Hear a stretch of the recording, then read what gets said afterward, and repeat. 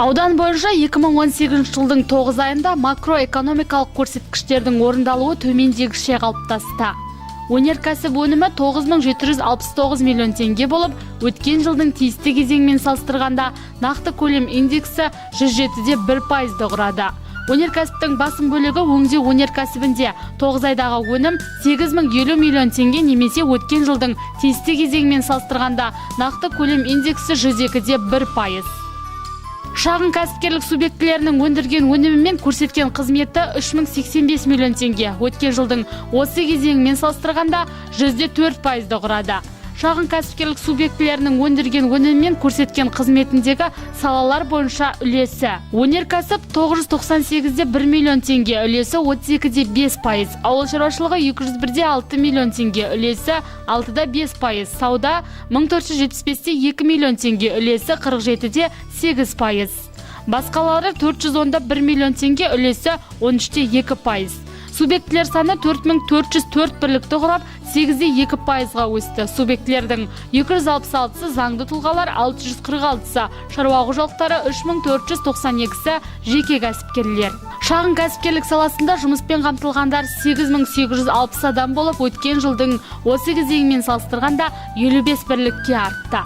Бөлшек сауда көлемі 5403,1 миллион теңге болып, өткен жылдың тиісті кезеңінде 106%-ды құрады. Ауыл шаруашылығы саласында 9 айда өндірілген өнім 7352,5 миллион теңге болып, 2017 жылдың осы кезеңімен салыстырғанда 104%-ды құрады. 2018 жылдың 9 айында сауылған сиыр сүті 11437,8 тонна болып, өткен жылдың тиісті кезеңімен салыстырғанда 105%. Ет өндірісінің көлемі 2135,3 тонна болып, 101,8%-ды құрады. Есепті кезеңде алынған жұмыртқа 495,5 мың дананы құрап, өткен жылдың тиісті кезеңмен салыстырғанда 107%-ға орындалды. 2018 жылы барлығы 17,365 гектарға ауыл шаруашылығы дақылдары орналастырылды. Өткен жылмен салыстырғанда 100 гектарға артық. Оның ішінде дәнді дақылдар 7157 гектар, негізгі дақыл күріш 6480 гектар, мал азықтық дақылдары 7317 гектар, картоп, көкөніс, бақша 2250 гектар, майлы дақылдар 641 гектар. Үстіміздегі жылы өткен жылмен салыстырғанда мақсары 71 гектарға, жаздық бидай 139 гектарға, тары 5 гектарға ұлғайтылса, арпа дақылы 103 гектар жерге орналастырылды. Бұдан басқа ауданда тұңғыш рет Ырза Агро жауапкершілігі шектеулі серіктестігі мал азықтық дақылдарын түйе жоңышқа 120 гектар, судан шөбі 50 гектар, сорғы 50 гектар, соя дақылы 5 гектар жерге ексе, Сыр маржаны жауапкершілігі шектеулі серіктестігі 20 гектар жерге картоп екті. 9 айда жаздық бидай, арпа, мақсары түгел жиналды. Егін жинау жұмыстары жалғастырылуда. Күріш 6800 гектарға егілді. 320 гектар су тапшылығына байланысты күйіп кетті. Қалған 6480 гектардан 3933 гектары немесе 66% орылып, 2620 гектары бастырылды. Орта өнім гектарына 41 центнерді құрады. Мал шаруашылығында өсім бар. Мал басы, ірі қара мал басы 37304 бас немесе 101,2%. Оның ішінде сиыр 14566 бас немесе 105,1%. Қой 63031 бас немесе 102%. Ешкі 47405 бас немесе 104%. Түйе 9934 бас немесе 101%. Жылқы 27649 бас немесе 101%. Құс 6712 бас немесе 114,9%. Құрылыс жұмыстарының көлемі 2507 миллион теңгені құрап, өткен жылмен салыстырғанда 38,7%-ға орындалды. Көрсеткіштің төмендеуі өткен жылға іске асырылған бір реттік ірі жобалар құрылысының аяқталуымен түсіндіріледі. Есепті кезеңде 19650 шаршы метр тұрғын үй құрылысы салынып, өткен жылдың тиісті кезеңмен салыстырғанда 104,8%-ға орындалды. Негізгі капиталға салынған инвестиция көлемі 4641 миллион теңгені құрап, 2017 жылдың тиісті кезеңмен салыстырғанда 56,9%-ға орындалды. Өткен жылдың 9 айындағы көрсеткіш 7651,7 миллион теңге.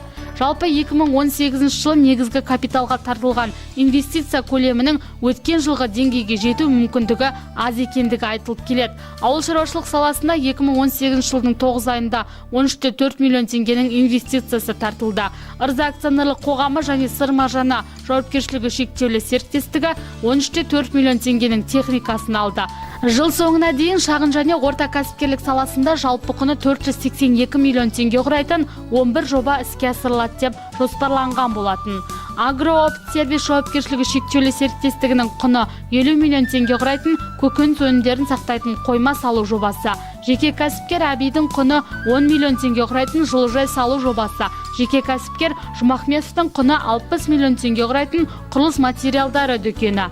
Синойл жауапкершілігі шектеулі серіктестігінің жалпы құны 100 миллион теңге құрайтын Батыс Еуропа, Батыс Қытай халықаралық көлік дәлізінің бойынан жанар жағармай құю бекетін салу жобасы. Global Алатау Group жауапкершілігі шектеулі серіктестігінің жалпы құны 120 миллион теңге құрайтын Батыс Еуропа, Батыс Қытай халықаралық көлік дәлізінің бойынан май құю бекеті жобасы. Жеке кәсіпкер Игіліковтің жалпы құны 70 миллион теңге құрайтын балықты тұздау, ыстау, кептіру цехы жобасы. Жеке кәсіпкер Көшекбаеваның жалпы құны 30 миллион теңге құрайтын Нұр дәріханасын кеңейту жобасы. Жеке кәсіпкер Жақыптың жалпы құны 10 миллион теңге құрайтын сауда орталығы жобасы. Жеке кәсіпкер Нұршабаеваның жалпы құны 15 миллион теңге құрайтын автокөлік қызмет көрсету орталығы жобасы. Жеке кәсіпкер Көкелекованың жалпы құны 15 миллион теңге құрайтын автокөлік қызмет көрсету орталығы жобасы. Жеке кәсіпкер Әзілханның жалпы құны 15 миллион теңге құрайтын кафе жобасы.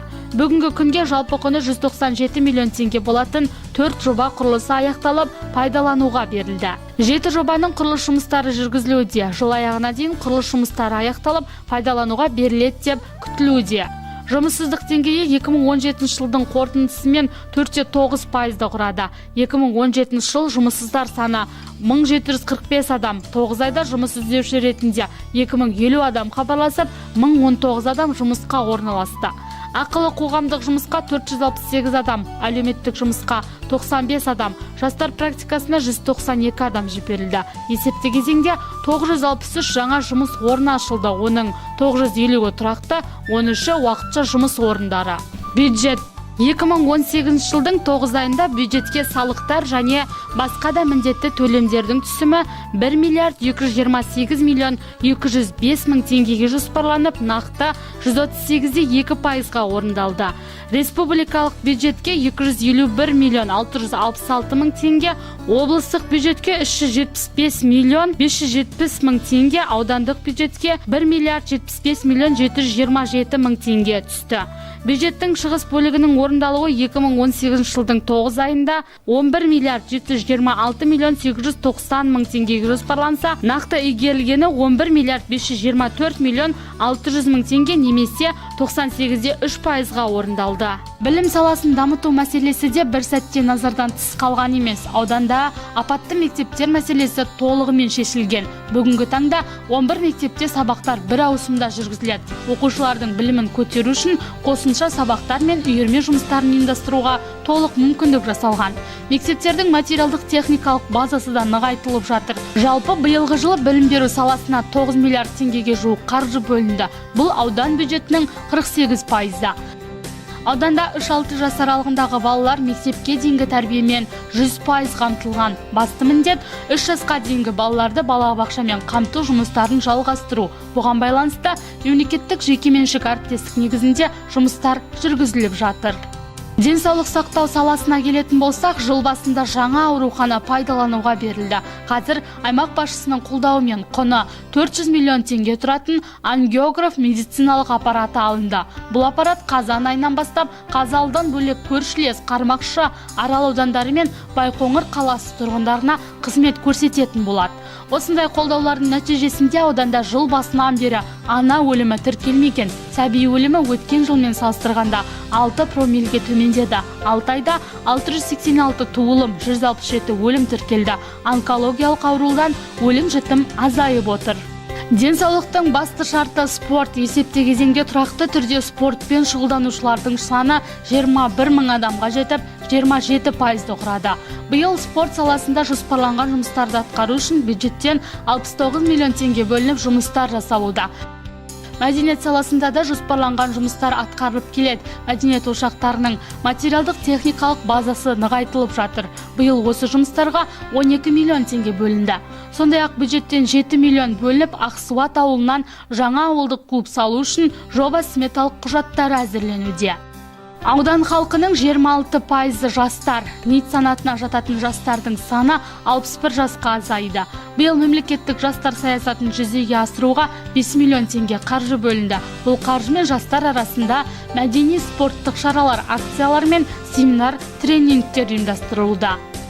Діни бірлестіктермен жұмыс, жастармен жүргізілген жұмысымен бірге тұрғындар арасында діни көзқарас қалыптастыру өте маңызды. Бір рет республикалық деңгейдегі теологтар ауданымызға шақыртылды. Діни бағытта 33 түрлі шара ұйымдастырылды. Қазалы ауданында атқарылып жатқан шаруалар аз емес, алда күтіп тұрған істе жұмыста жетерлік.